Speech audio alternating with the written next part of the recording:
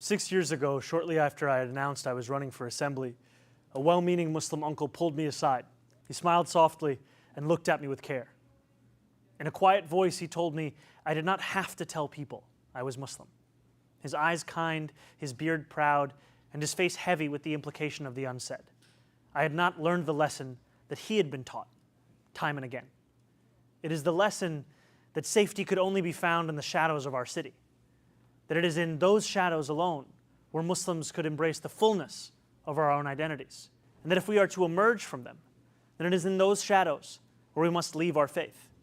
These are lessons that so many Muslim New Yorkers have been taught again and again. And over these last few days, these are the lessons that have become the closing message of Andrew Cuomo, Curtis Sliwa, and Eric Adams. Yesterday, Andrew Cuomo laughed and agreed when a radio show host said that I would cheer another 9/11.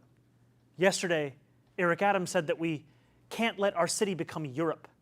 He compared me to violent extremists, and he lied when he said that our movement seeks to burn churches and destroy communities. The day before that, Curtis Sliwa slandered me from a debate stage when he claimed that I supported global jihad.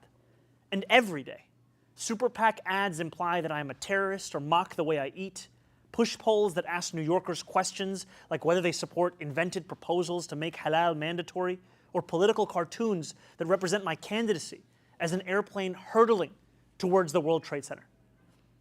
But I do not want to use this moment to speak to them any further. I want to use this moment to speak to the Muslims of the city. I want to speak to the memory of my aunt, who stopped taking the subway after September 11th because she did not feel safe in her hijab.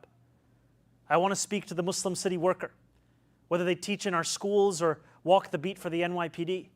New Yorkers who all make daily sacrifices on behalf of this city only to see their leaders spit in their face.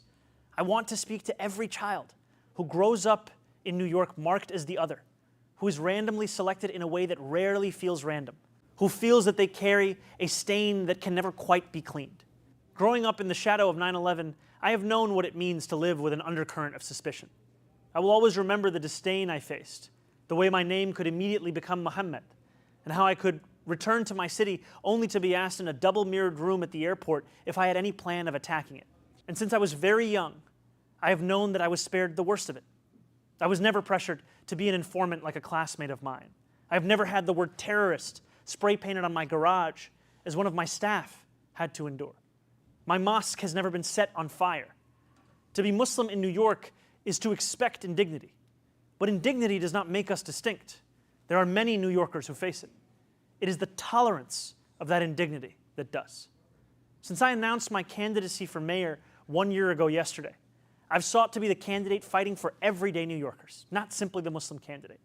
I've carried these indignities with me each moment of this race, doing so all the while as the first major Muslim candidate for mayor in New York City history.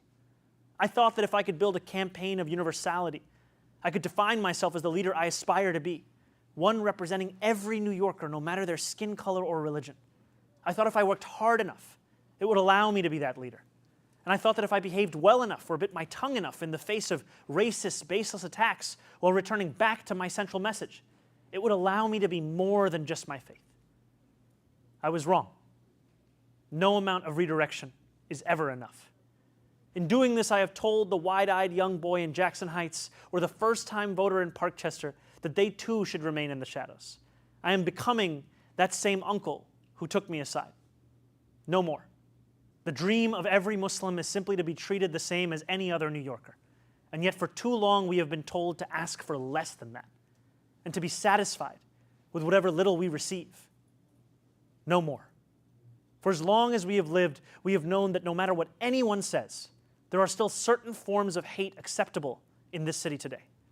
Islamophobia is not seen as inexcusable. One can incite violence against our mosques and know that condemnation will never come. Elected officials in this city can sell T-shirts calling for my deportation without fear of any accountability. The consequences are stark. More than 1 million Muslim New Yorkers exist in this city only to be made to feel as if guests in our own home. No more.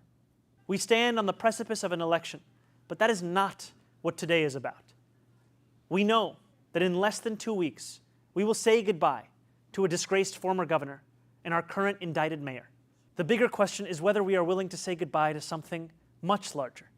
It is whether we are willing to say goodbye to anti-Muslim sentiment that has grown so endemic in our city that when we hear it, we know not whether the words were said by a Republican or by a Democrat. We know only that it was spoken in the language of the politics of this city. In an era of ever-diminishing bipartisanship, Islamophobia has emerged as one of the few areas of agreement. And while I appreciate all who have rushed to my defense over the past 2 days, I think of those Muslims in this city who do not have the luxury of being the Democratic nominee, who do not have the luxury of being deemed worthy of solidarity. While my opponents in this race have brought this hatred to the forefront, this is just a glimpse into what so many Muslims have had to endure every day across the 5 boroughs that we call home. And while it would be easy to say that this is not who we are as a city, we know the truth. This is who we have allowed ourselves to become. A question lies before each of us. Will we continue to accept a narrow definition of what it means to be a New Yorker that makes smaller the number of those guaranteed a life of dignity? Will we remain in the shadows, or will we together step into the light? There are 11 days remaining until Election Day. I will be a Muslim man in New York City each of those 11 days, and every day that follows after that. I will not change who I am. I will not change how I eat. I will not change the faith that I am proud to belong to. But there's one thing I will change. I will no longer look for myself in the shadows. I will find myself in the light. Thank you.